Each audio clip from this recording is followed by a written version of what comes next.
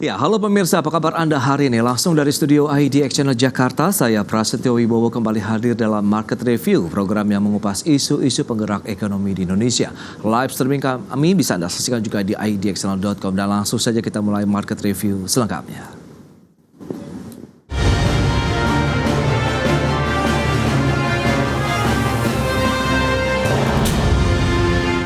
Ya, pemirsa, PT Guna Nusa Era Mandiri Tbk resmi menjadi perusahaan tercatat di Bursa Efek Indonesia. Emiten berkode saham Guna ini melepas 500 juta saham baru dengan harga penawaran Rp150 per saham sehingga total raihan dana segar dari IPO Rp75 miliar.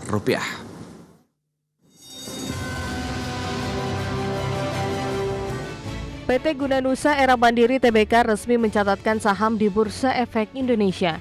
Perseroan berkode saham GUNA ini telah menerbitkan saham baru melalui penawaran umum perdana atau initial public offering sebanyak 500 juta saham atau setara dengan 20% dari total modal ditempatkan dan disetor penuh setelah IPO.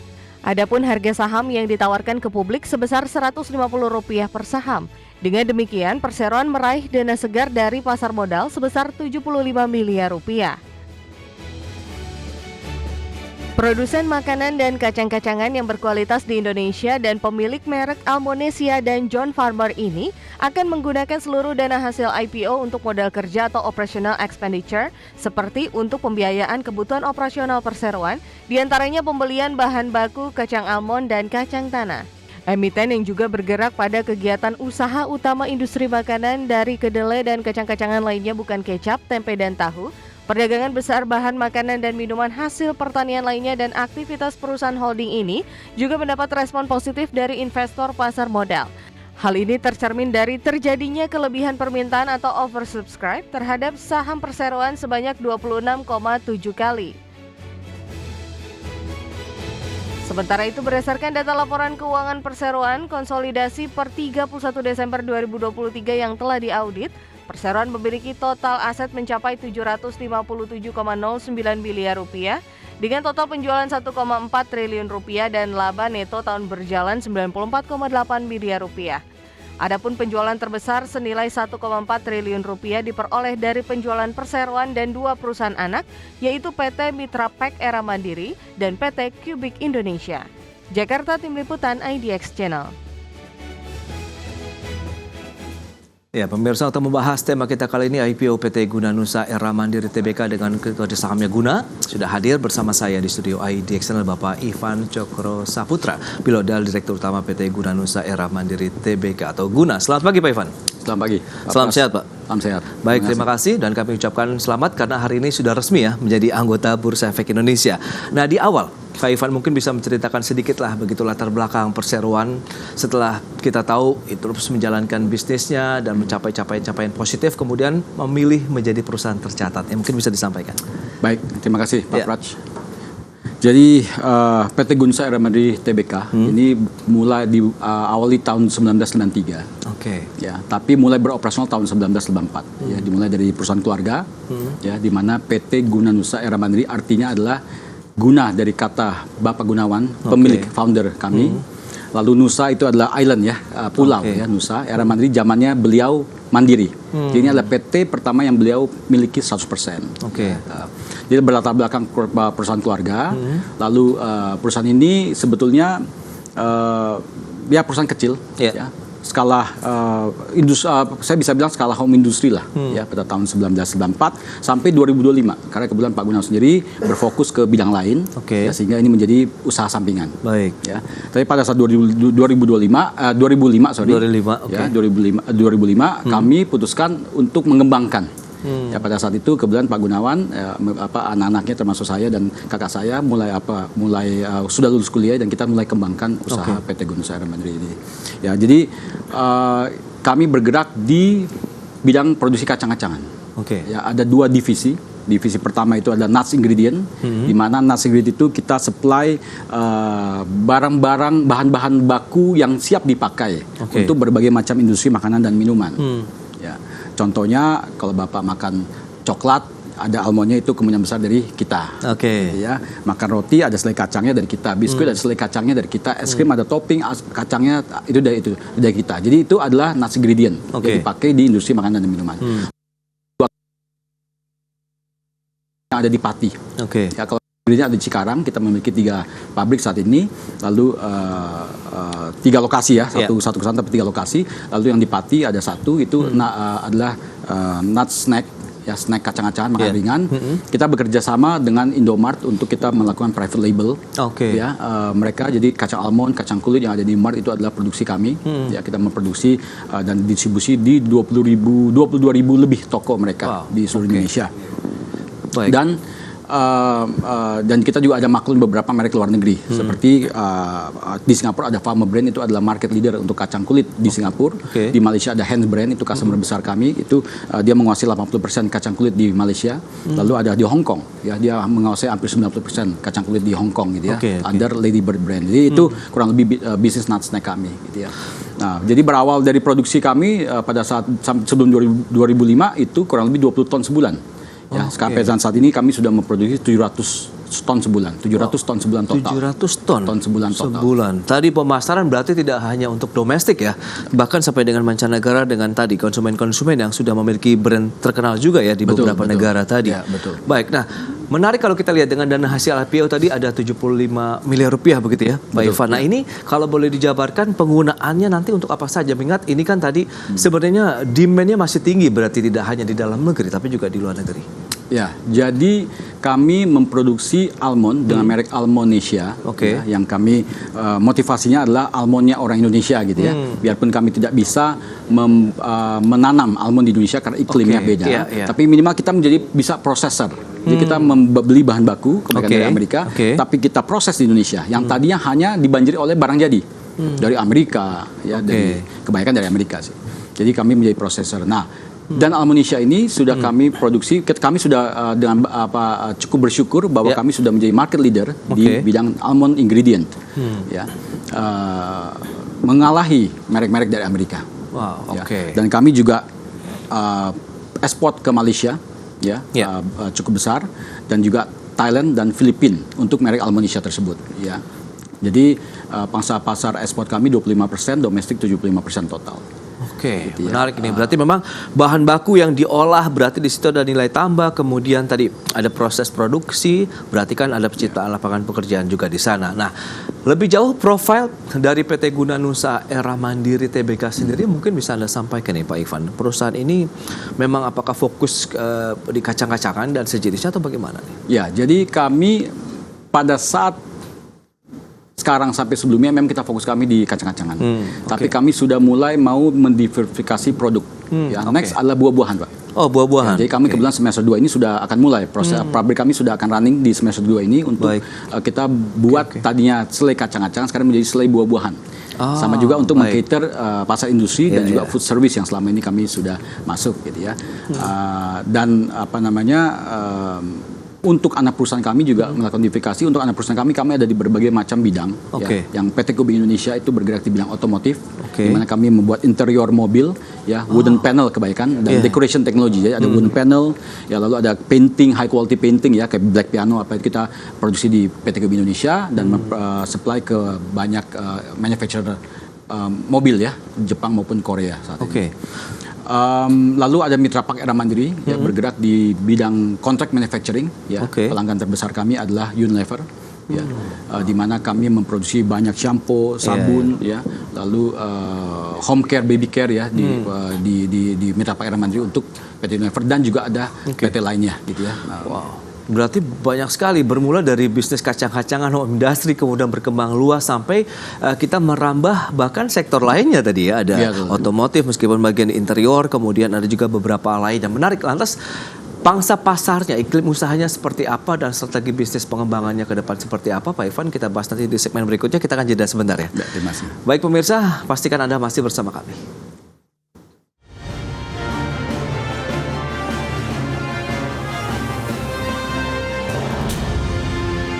Ya, pemirsa, Anda masih menyaksikan Market Review dan berikut ini kami sampaikan data terkait dengan profil emiten yang baru saja melantai di Bursa Efek Indonesia, yaitu Guna. Ya, seperti yang bisa Anda saksikan di layar televisi Anda dari PT Guna Nusa Era Mandiri Tbk atau Guna, kegiatan usaha utamanya adalah industri makanan dari kedelai dan kacang-kacangan lainnya, bukan kecap, tempe, dan tahu, perdagangan besar bahan makanan dan minuman hasil pertanian lainnya, dan aktivitas perusahaan holding. Kemudian Harga IPO tadi sudah disampaikan Rp150 per saham dan hasil IPO-nya Rp75 miliar.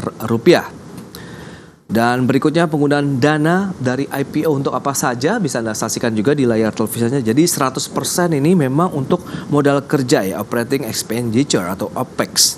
Di antaranya pembiayaan kebutuhan operasional perseroan, pembelian bahan baku kacang almond dan juga kacang tanah. Dan selanjutnya kepemilikan saham dari Guna sesudah IPO. Ada Cokro Gunawan, kemudian Ivan Cokro Saputra, Cecilia Lani Budiman, kemudian Bernice Cokro Saputro, dan masyarakat sekitar 20%. Itu dia terkait dengan kepemilikan saham dari PT Guna Nusa Era Mandiri Tbk yang hari ini sudah resmi menjadi anggota Bursa Efek Indonesia. Berikutnya kita lihat dari sisi aset, kemudian liabilitas dan juga ekuitas. Asetnya ada Rp757,08 miliar, kemudian liabilitasnya ada Rp207,48 miliar, ekuitasnya Rp549,6 miliar. Baik, kita akan lanjutkan kembali perbincangan bersama dengan Bapak Ivan Cokro Saputra. Pak Ivan, tadi kalau kita belum sempat terjawab nih penggunaan dana IPO, meskipun tadi data sudah disampaikan, ini full 100% OPEX begitu Pak. Mungkin bisa dijabarkan lebih jauh. Ya, betul. Jadi kami mengalokasikan 100% ke OPEX, ya. Terutama ke bahan baku, ya, karena bahan baku menjadi porsi cost yang paling besar. Ya, dan kita tahu bahan baku kami itu semua di komoditas, ya, almond, ya, dan almond harus kita impor karena memang tidak bisa budidayakan di Indonesia.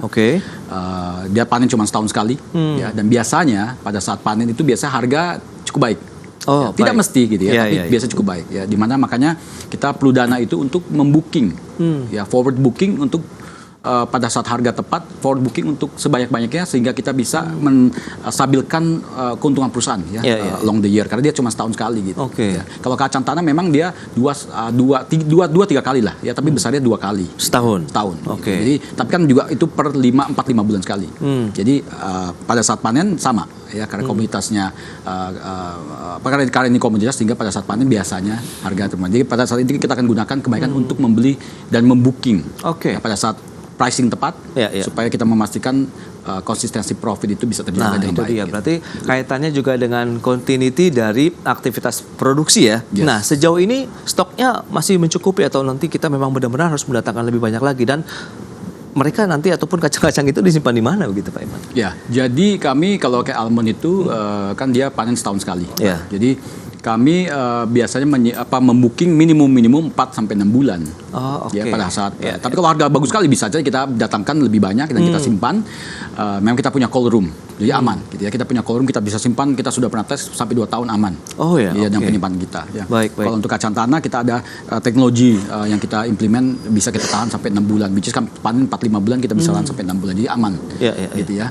Saat sekarang kami sudah aman sampai akhir tahun. Nah, produksinya sendiri ini siapa konsumen? Terus serap di daerah mana saja dan perusahaan-perusahaan seperti apa begitu, Pak Ivan? Ya. Jadi untuk di bisnis B2B, ya, di mana kita supply nuts ingredient kami ke industri, ya, contohnya industri besar seperti PT Mayora, PT Ceres, Ceres perusahaan industri Ceres ya, pemilik merek Ceres Delphi. Ya, Sari Roti, Indofood, ya, itu adalah customer kami gitu ya. Mereka menggunakan kami punya kacang-kacang sebagian daripada produk mereka yang ada isi kacangnya biasanya gitu ya, sebagai topping maupun sebagai filling. Itu yang B2B. Jadi berbagai macam industri makanan dan minuman termasuk yang tadi saya sebut tadi. Nah, kalau untuk yang konsumen ya, kita bekerja sama di dalam negeri dengan Indomart. Ya, di mana kita memproduksi snack almond dan kacang kulit. Sekarang ada pistachio ya, karena baru launching, saya bisa dicari di toko dengan merek private house brand mereka. Ya, jadi produksi oleh kita, didistribusikan oleh mereka pakai house brand mereka gitu ya. Dan mereka memiliki lebih dari 22.000 toko di Indonesia, sehingga cukup nasional di seluruh Indonesia. Dan kalau untuk yang pasar ekspor di snack itu kita bekerja sama dengan merek-merek terkenal. Ya, terutama merek kacang kulit gitu ya, dan pasarnya luas lah, ya, di ASEAN maupun di Amerika, di Eropa juga gitu ya, dengan merek customer kami gitu. Nah, proses tadi selain hanya untuk konsumsi dalam negeri, tapi kan ada juga produk yang diekspor.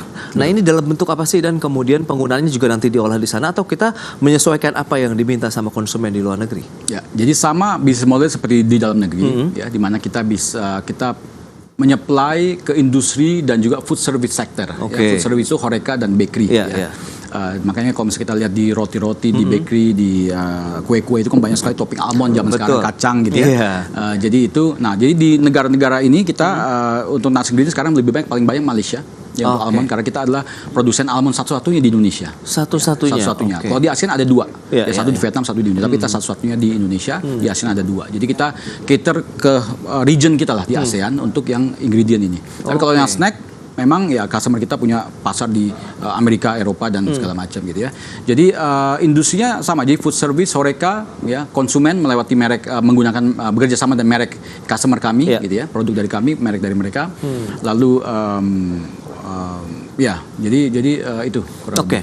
Nah, pangsa pasar kemudian bagaimana dengan persaingan usahanya sendiri? Apakah karena memang ini menjadi satu-satunya perusahaan almond di Indonesia, Anda bebas melenggang saja, dalam artian persaingan tidak terlalu Anda pikirkan, yang penting kita menjaga pangsa pasar di dalam negeri saja, Pak Ivan? Persaingan itu ada, tapi kebaikan dari luar negeri. Ya, seperti yang kita ketahui, Indonesia ini adalah populasi sangat besar, sangat digemari oleh para pengusaha di luar. Betul. Karena Indonesia populasi nomor 4 di dunia, gitu ya. Makanya itu menjadi motivasi kami, kita nggak boleh nih cuman beli barang jadi gitu ya. Kita maunya jadi processor lah kalau kita nggak bisa punya pohon minimal. Nah, jadi persaingan kami kebanyakan dari luar negeri.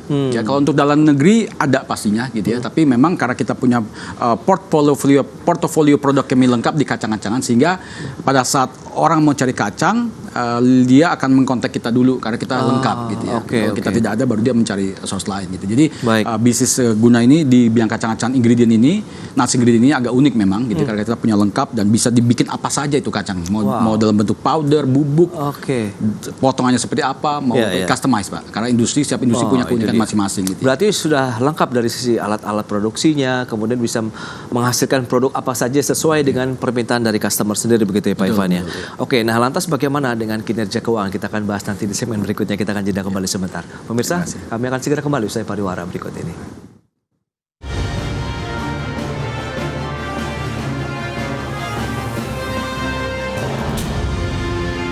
Kita akan lanjutkan kembali perbincangan menarik ini bersama dengan Bapak Ivan Cokro Saputra, Direktur Utama PT Guna Nusa Era Mandiri Tbk dengan kode sahamnya Guna. Baik Pak Ivan, nah kalau tadi sudah disampaikan perusahaan yang awalnya home industry berkembang begitu hingga saat ini diversifikasi usaha pun sudah dilakukan, lantas bagaimana? Sejauh mana tadi upaya-upaya strategi yang sudah dilakukan menopang terkait dengan kinerja keuangan perseroan dari sisi pendapatan, laba bersihnya juga mungkin bisa disampaikan? Baik, jadi kami 3 tahun terakhir ya, kondisi keuangan kami itu kami growth 3,5%. 3,5%. Kami 3,5% dari 2001 sampai 2023. Gitu ya. Secara omset atau total penjualan itu adalah 1,4 triliun. Ya. Lalu dari segi laba bersih kami ada growth sekitar 5%. Ya, menjadi 95,8, hampir 94,8, hampir 95 miliar lah. Ya, di tahun 2023. Baik. Untuk pengembangan kami, strategi pastinya kita akan terus berinovasi dalam pengembangan produk dan juga pasar. Karena itu berbarengan. Ya, di mana ada pasar baru, butuh produk baru. Betul. Ya. Pasar baru pasti akan berkembang pendapatan, produk baru juga akan menopang pendapatan. Saat ini di domestik kami memiliki, di food service ya, kami memiliki 26 distributor seluruh Indonesia. Ya, dan terus kita akan tingkatkan. Ya. Jadi kalau sekarang di kota-kota besar, sekarang kita akan mulai masuk ke lebih kecil-kecil ya, kota-kota lebih kecil. Jadi kita akan terus meningkatkan jumlah distributor. Ya. Kalau jumlah customer industri ya kita akan menambah. Kita sudah cukup banyak sekali, selain memang kita akan menambah juga, tapi kita akan lebih fokus untuk menambah produk. Karena customer ini butuh produk lain, gitu yang berkualitas juga ya, dan mereka sudah percaya dengan kami, sehingga ada beberapa yang bahkan sudah tanyakan kapan nih ya produk barunya akan launching gitu ya. Jadi sudah menunggu. Nah, jadi itu poin pertama. Tapi yang untuk ekspor yang kita lagi fokuskan saat ini, sangat kita fokuskan ya dalam waktu dekat ini adalah masuk ke China. Masuk ke China. Karena China ini adalah pasar yang luar biasa besarnya. Betul. Memang tidak segampang itu, tapi kita sangat optimis. Kenapa? Karena kebetulan kita satu-satunya proses di Indonesia untuk almond, bahkan di ASEAN cuma hanya 2. Ya. Dan almond ini kebanyakan dari Amerika. Dan Amerika sekarang sama China sedang perang dagang ya. Jadi kalau kita proses di Indonesia, sehingga kan sudah jadi milik Indonesia. Betul. Pada saat itu kita bisa mengekspor ke China dengan itu. Jadi ini kesempatan yang besar yang kami lihat ya, bahwa kita akan fokus. Kita lagi urusin legalitas semuanya, dalam waktu berapa bulan itu akan kelar gitu ya. Jadi menarik ya ke pasar China begitu. Memang ada berkat tersendiri dengan perang dagang yang terjadi Amerika Serikat dan China, tapi ini justru peluang bagi perusahaan-perusahaan Indonesia untuk meningkatkan pangsa pasar lebih luas lagi. Betul. Begitu ya, termasuk produk kacang almond tadi. Betul. Nah, kalau kita bicara dengan tadi yang di dalam negeri mulai menyasar daerah-daerah, ataukah ini sehubungan dengan meningkatnya UMKM, produk-produk food and beverage juga begitu saat ini di Indonesia? Ya, jadi kalau kita lewat distributor pasti akan masuk ke sebagai macam sektor ya. Artinya kalau kita ngomong di Horeca, di kafe kan sekarang banyak sekali kafe-kafe, beki-beki kecil ya. Artinya itu juga membutuhkan bahan-bahan bodai itu banyak. Jadi kalau kita bicara kayak di Jakarta, kita punya distributor itu memiliki 600 account aktif. Ya, di kota lain saya nggak ingat angka presisi, tapi Jakarta sendiri saya sudah 600. Kalau di kota lainnya mungkin itu sudah ribuan account yang dimiliki oleh yang menggunakan kita punya produk gitu ya. Ya, jadi UMKM juga pasti akan juga membutuhkan bahan-bahan seperti kita, dan kita akan mendukung support dan sesuai visi kita akan menjaga kualitas dengan harga yang bersaing gitu ya. Baik, nah itu dia. Lantas strategi bisnis ke depan pemanfaatan teknologi digital ini sudah sejalan begitu Pak untuk peningkatan produksi? Ya, jadi kalau di pabrik kami ya kami ada beberapa automation yang kami lakukan gitu ya, untuk mengukur produktivitas ya, untuk mengukur apa namanya ya kemarin produktivitas lah gitu ya. Lalu kita juga ya umum ini sih, tapi kita juga untuk database kita menggunakan ERP dari Microsoft gitu ya. Nah, untuk pemasaran kita juga sudah aktif dari mulai mungkin 4 tahun terakhir lah, 3-4 tahun terakhir kita aktif mempromosikan, mengadvertising ya melewati influencer di medsos. Gitu ya. Dan kita juga sudah punya online shop ya, Almonesia dan juga John Farmer, kita ada online shop kita dan juga ada IG-nya lah, kita mempromosi lewat medsos gitu ya. Kita gunakan kesempatan digitalisasi dunia ini untuk karena sekarang saya lihat juga lebih mengena gitu ya, apalagi anak muda lebih banyak nonton medsos dibanding TV sekarang gitu. Jadi apa namanya ya agak beralih gitu ya. Jadi kita akan gunakan medsos-medsos. Dan itu juga terasa langsung ke dalam kinerja perseroan dengan pemanfaatan digital, media sosial dan lain-lain untuk pemasaran. Ya, sangat karena tadinya misalnya pada saat awal kita itu mencari distributor aja susah karena mereka apa itu siapa Anda dan betul. Tapi pada saat kita taruh di medsos, mereka malah yang mencari kita contohnya ya. Jadi mau jual barang kita pertama jadi seller. Kedua adalah kita juga baru 2 tahun terakhir kita yang online tadi baru 2 tahun terakhir gitu ya. Dan kami memiliki tim hanya 2 orang dan itu setiap bulan penjualannya naik. Ya jual online aja gitu. Jadi artinya itu menunjukkan bahwa memang mempromosi dan menjual online itu ya memang bisa menjadi efektif untuk meningkatkan penjualan gitu. Dan kita akan fokuskan lebih lagi ke depannya supaya kita bisa lebih tingkatkan online ini karena memang kita harus mengikuti zaman ya. Kita agile, lincah dan mengikuti zamannya. Bahkan itu yang mungkin mendukung penjualan hingga ke pelosok daerah karena kan kita tahu penetrasi internet juga sampai ke pelosok daerah begitu saat ini. Ada keuntungan tersendiri lah bagi produk perseroan. Nah, keunggulan kompetitif apa nih Pak Ivan yang bisa disampaikan kepada pemirsa begitu setelah perusahaan IPO, kemudian ini ada value tersendiri begitu? Ya, jadi pertama kami memiliki pengalaman lebih dari 30 tahun. Ya, artinya kacang itu bukan satu komoditas yang sangat gampang dikelola. Ya, makanya ada pepatah kacang gampang tengik. Enggak, kalau kita kelola dengan baik. Ya, kita kelola dengan ahli dan baik. Itu pertama. Kedua, kita memiliki brand yang cukup ternama, Almonesia. Ya, ini adalah kita motivasi adalah ini Almonesia apa itu almondnya orang Indonesia gitu ya. Jadi itu motivasinya. Jadi kita sekarang sudah menjadi market leader di Indonesia dan juga dari database yang kita miliki di Malaysia kita sudah hampir menjadi market leaders gitu ya. Sudah hampir 50-50 dengan merek yang Amerika tersebut. Gitu. Kalau Thailand kita sudah menjadi market leader mungkin sekitar 3 tahun belakangan gitu ya. Kalau Filipina memang masih kita terus tingkatkan. Jadi itu kita punya brand yang kuat dan kebetulan brand ini bukan cuma sekedar mengemas satu produk tapi menjadi trust. Kalau kita memiliki produk yang kualitasnya konsisten, brand tersebut menjadi trust bagi konsumen yang menggunakannya. Gitu. Jadi kita sudah meng-create itu. Jadi artinya apa produk Amerika pun kita bisa singkirkan posisinya menjadi nomor 2 sekarang. Ya, kita menjadi market leader. Artinya kan itu sebuah bukti lah, bukti nyata bahwa Almonesia ini bisa berjalan bagus. Gitu ya. Nah, untuk mendapatkan itu pastinya kita memiliki pabrik yang dengan high tech. Jadi mesin-mesin memang kita gunakan adalah mesin-mesin yang cukup high tech dari Eropa, Amerika, Jepang gitu ya untuk menopang, dan kita juga tersertifikasi FSSC 22000. Ini adalah Food Safety Certification sistem nomor 2 tertinggi di dunia. Oke. Nomor 1 BRC, nomor 2 FSC. Iya, iya. Kita punya sistem manajemen food safety itu di semua pabrik kita. Gitu ya.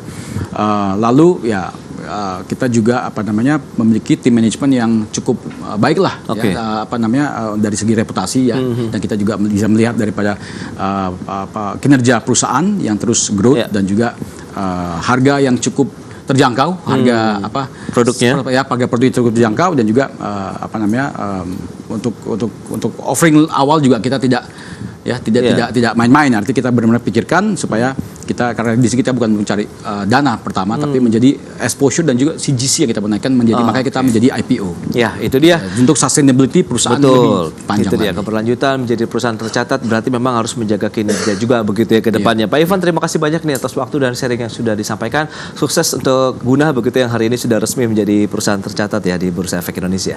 Ya pemirsa, jangan beranjak dari tempat Anda karena sesaat lagi kami masih akan kembali dengan tema menarik lainnya terkait dengan jumlah penumpang kereta Wus ini yang mencetak rekor baru. Market Review segera kembali.